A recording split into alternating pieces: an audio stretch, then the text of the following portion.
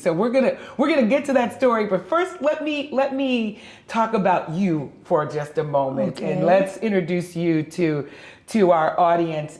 Talk to me a little bit about what inspired you to become a Sister of Mercy. That's always an interesting question.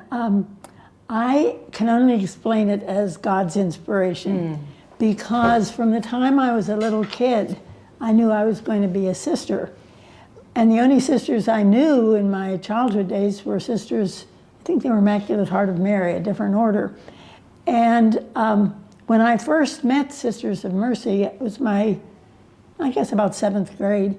And the sister did, as sisters used to do in those days, say, "Are you going to be a sister someday?" And I said, "I'm going to be a sister, but I'm not going to dress like you. I'm going to wear a blue dress." The Sisters of Immaculate Heart had a blue habit. Okay. My mother always laughed. She said that wasn't the best thing to tell her on first visit.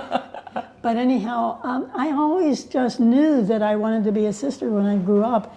And then I finally was able to be taught by the sisters in my high school years. Our family moved to Latrobe, Pennsylvania, which is east of Pittsburgh.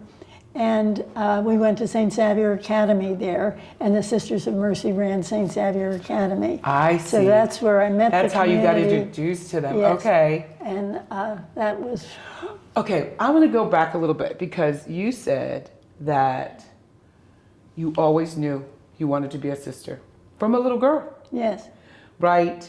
And do you remember anything or any event that either you liked doing all the time, or that made you believe this is what you were going to do as a little girl? Well, we lived in a very small town in central Pennsylvania, Bedford, Pennsylvania. Okay. We were there because of the turnpike being built. My dad was a Pennsylvania state policeman, Okay. and he was to be in charge of the patrol on the turnpike. So I had not ever met a Catholic sister, but in the summertime, 2 sisters of the Immaculate Heart of Mary would come from Philadelphia to teach us Bible classes. Okay. And those 2 weeks of summer were always a wonderful time, because we had we had classes in the morning, but then we had picnics and games and all kinds of events.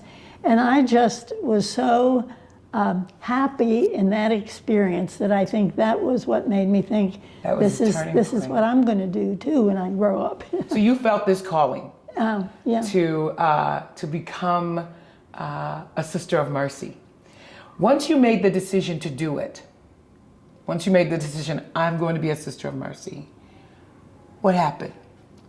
Well, I knew by the time I was ready to graduate high school that that's what I really wanted to do. But my parents wisely felt that I was too young at that point to make such a significant move in my life. And so they advised, go to college first, and if you still want to do that, then that's fine, you know. So I started college at Seton Hill in Greensburg, and I completed 2 years there. And then my parents saw, and I knew my decision wasn't going to change, and so that's when I made the arrangements then to come to Mercy and enter here. And to Carlow. Yes. So did you do undergraduate at Seton and then graduate at Carlow? No, I did 2 years undergraduate at Seton Hill and then graduated Carlow. 2 years. All right. Now, so when you think about all of that experience, it sounds like those 2 women who were the sisters in your childhood really inspired you to do this work.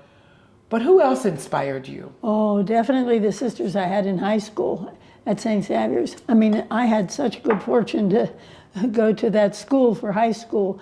There was a sister in particular, Mother Jerome, her name was. She had been a faculty member at Mount Mercy then, you know, Carlow. Right. And she was retired from teaching at Carlow and had come to St. Xavier's to teach in her retirement. And we were the senior class, and she had us for our religion classes and English classes. And she was a magnificent teacher, a magnificent woman, but a magnificent teacher. So she was definitely one of the clear inspirations for me to follow my dreams. You know, the power of a teacher Yes. in the Definitely. life of a young person Yeah. is simply so amazing on so many fronts, and we don't give teachers enough credit for the impact they make on all of us. I think it's rare to be able to find an individual who can't tell you about one teacher that made an impact in their lives. So you really had the whole gamut of experience during those years.